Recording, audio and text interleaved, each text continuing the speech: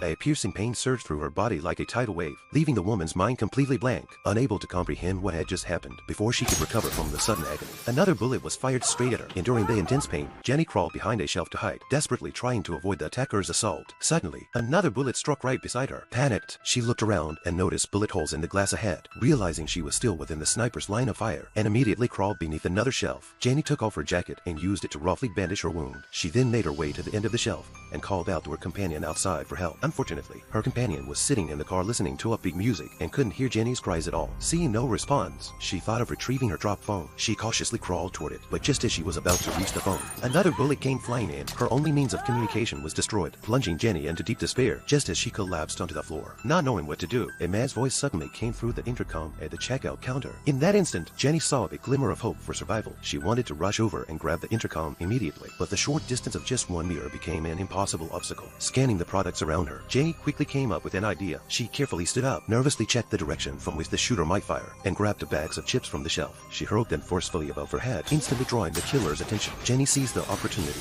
to rush to the counter and successfully grabbed the intercom. She told the person on the other end that she was under sniper fire and begged him to call the police for her. But just as she was explaining what had happened, her companion outside also noticed something was wrong. Although he had just finished refueling, the dashboard suddenly indicated low fuel. Confused, he got out of the car to check, only to discover that a hole had somehow appeared in the fuel tank underneath. With gasoline continuously leaking out, he hurried toward the convenience store, unaware that he was already stepping into the abyss.